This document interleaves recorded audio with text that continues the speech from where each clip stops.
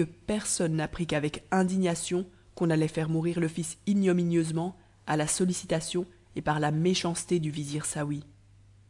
Saouy alla à la prison en personne, accompagné d'une vingtaine de ses esclaves, ministres de sa cruauté. On lui amena Noureddin, et il le fit monter sur un méchant cheval sans selle. Dès que Noureddin se vit livré entre les mains de son ennemi, « Tu triomphes, lui dit-il, et tu abuses de ta puissance.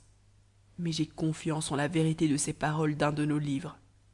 Vous jugez injustement, et dans peu, vous serez jugé vous-même. » Le vizir Saouy, qui triomphait véritablement en lui-même, « Quoi, insolent ?»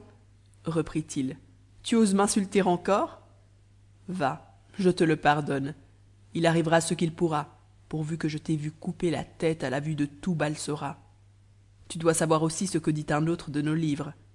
Qu'importe de mourir le lendemain de la mort de son ennemi. » Ce ministre, implacable dans sa haine et dans son inimitié, environné d'une partie de ses esclaves armés, fit conduire Noureddin devant lui par les autres, et prit le chemin du palais.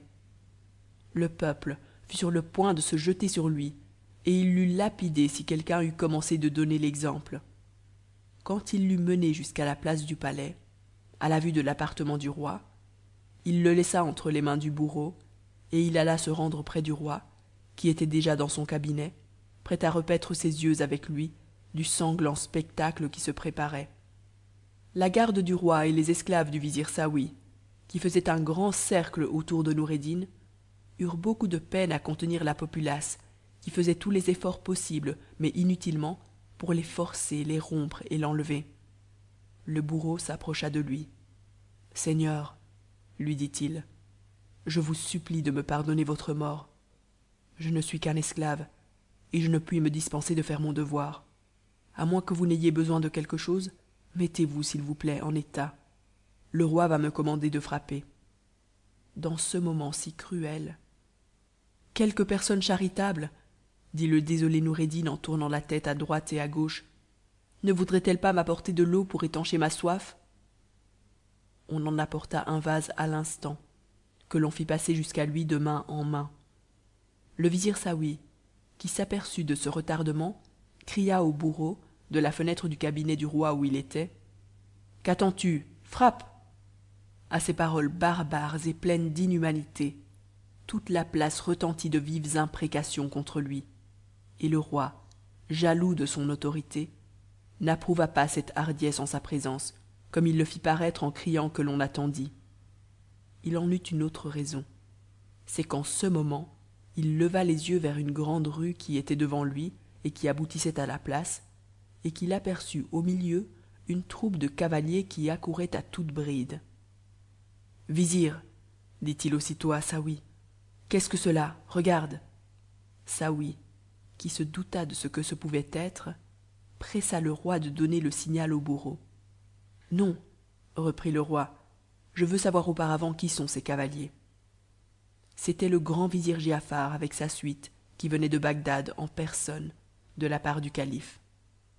Pour savoir le sujet de l'arrivée de ce ministre à Balsora, nous remarquerons qu'après le départ de Noureddin avec la lettre du calife, le calife ne s'était pas souvenu le lendemain, ni même plusieurs jours après, d'envoyer un exprès avec la patente dont il avait parlé à la belle persienne. Il était dans le palais intérieur, qui était celui des femmes, et en passant devant un appartement, il entendit une très belle voix. Il s'arrêta, et il n'eut pas plus tôt entendu quelques paroles qui marquaient de la douleur pour une absence, qu'il demanda à un officier des eunuques qui le suivait qui était la femme qui demeurait dans l'appartement. Et l'officier répondit que c'était l'esclave du jeune seigneur qu'il avait envoyé à Balsora pour être roi à la place de Mohammed Zinebi. « Ah, pauvre Noureddin, fils de Khacan !» s'écria aussitôt le calife. « Je t'ai bien oublié. » « Vite, ajouta-t-il, qu'on me fasse venir Giafar incessamment. » Ce ministre arriva. « Giafar, lui dit le calife, je ne me suis pas souvenu d'envoyer la patente pour faire reconnaître Noureddin roi de Balsora. Il n'y a pas de temps pour la faire expédier. Prends du monde et des chevaux de poste, et rends-toi à Balsora en diligence. Si Noureddin n'est plus au monde et qu'on les fait mourir, fais pendre le vizir Saouy. S'il n'est pas mort, amène-le-moi avec le roi et ce vizir. Le grand vizir Giafar ne se donna que le temps de monter à cheval, et il partit aussitôt avec un bon nombre d'officiers de sa maison. Il arriva à Balsora de la manière et dans le temps que nous avons remarqué. Dès qu'il entra dans la place, tout le monde s'écarta pour lui faire place, en criant grâce pour Noureddin, et il entra dans le palais du même train jusqu'à l'escalier où il mit pied à terre. Le roi de Balsora, qui avait reconnu le premier ministre du calife, alla au-devant de lui et le reçut à l'entrée de son appartement. Le grand vizir demanda d'abord si Noureddin vivait encore, et s'il vivait, qu'on le fît venir. Le roi répondit qu'il vivait, et donna ordre qu'on l'amenât. Comme il parut bientôt, mais lié et garrotté, il le fit délier et mettre en liberté, et commanda qu'on s'assurât du vizir Saouy, et qu'on le liât des mêmes cordes. Le grand vizir Giafar ne coucha qu'une nuit à Balsora. Il repartit le lendemain, et selon l'ordre qu'il avait, il emmena avec lui Saouy, le roi de Balsora, et Noureddin. Quand il fut arrivé à Bagdad, il les présenta au calife, et après qu'il eut rendu compte de son voyage, et particulièrement de l'état où il avait trouvé Noureddin, et du traitement qu'on lui avait fait par le conseil et l'animosité de Saouy, le calife proposa à Noureddin de couper lui-même la tête au vizir Saouy.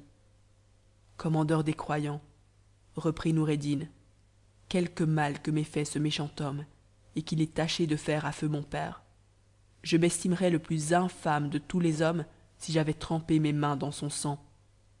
Le calife lui sut bon gré de sa générosité, et il fit faire cette justice par la main du bourreau. Le calife voulut renvoyer Noureddin à Balsora pour y régner, mais Noureddin le supplia de vouloir l'en dispenser. Commandeur des croyants, reprit-il, la ville de Balsora me sera désormais dans une aversion si grande, après ce qui m'y est arrivé, que j'ose supplier votre majesté d'avoir pour agréable que je tienne le serment que j'ai fait de n'y retourner de ma vie. Je mettrais toute ma gloire à lui rendre mes services près de sa personne, si elle avait la bonté de m'en accorder la grâce. Le calife le mit au nombre de ses courtisans les plus intimes, lui rendit la belle persienne, et lui fit de si grands biens qu'ils vécurent ensemble jusqu'à la mort, avec tout le bonheur qu'ils pouvaient souhaiter. Pour ce qui est du roi de Balsora, le calife se contenta de lui avoir fait connaître combien il devait être attentif au choix qu'il faisait des vizirs, et le renvoya dans son royaume. Fin de la 5e et dernière partie de la 187e nuit, section 42, enregistrée par Ezwa. Cet enregistrement fait partie du domaine public.